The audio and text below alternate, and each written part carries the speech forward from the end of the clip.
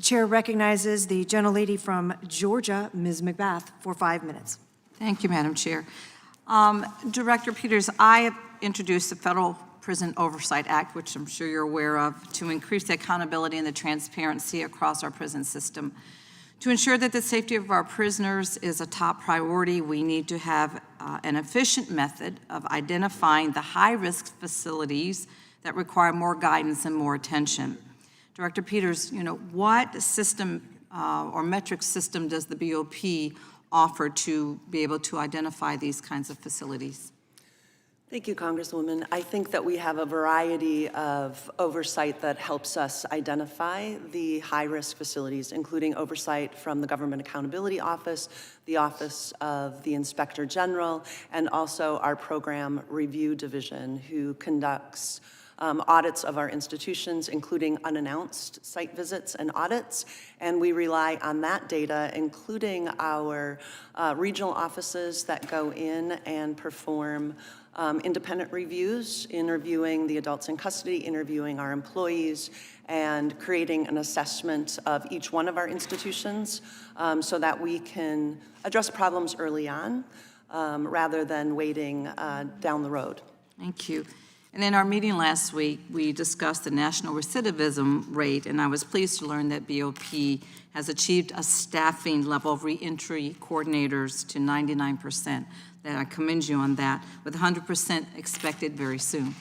What steps should we, as members of Congress, take to support those reentry programs and to reduce recidivism rates further than where they are now?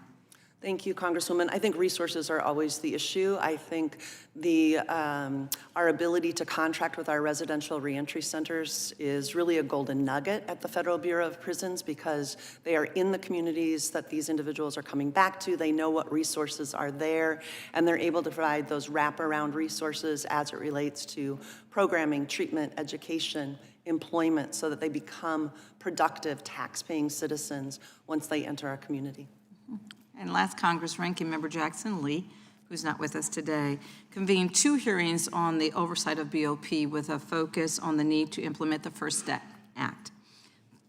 She wanted to implement that fully and very, very thoughtfully. Since then, Director Peters has created policies that have actually corrected BOP's implementation of FSA, First Step Act.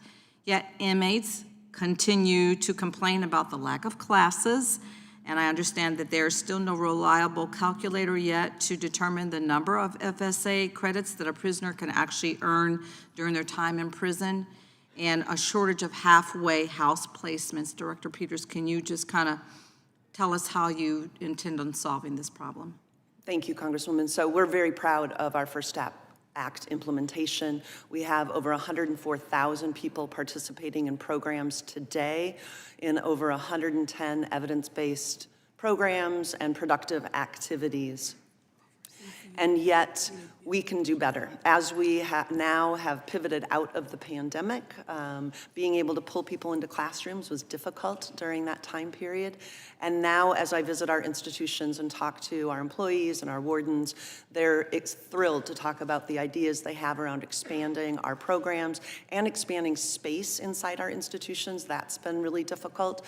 So they're getting really creative about that as well. I think your expansion of Pell Grants and the access to those in our care and custody is going to be magnificent for this population and their ability to engage in that higher level education after receiving their GED. So I think we are on the right track. Again, you talked about overtime and augmentation, so recruitment and retention. Solving that problem is going to solve a lot of other underlying problems at the Bureau, including our ability to continue that programming so we're not pulling those people that lead those programming or those teachers from their posts as teachers onto the units to be correctional officers. I have one last question for you. Would you object to an additional layer of oversight at BOP? I always welcome oversight. I'm going to say that again and again.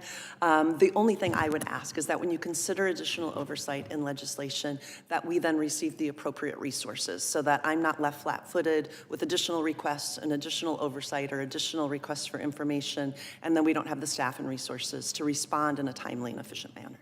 Thank you so much. Appreciate it. Thank you.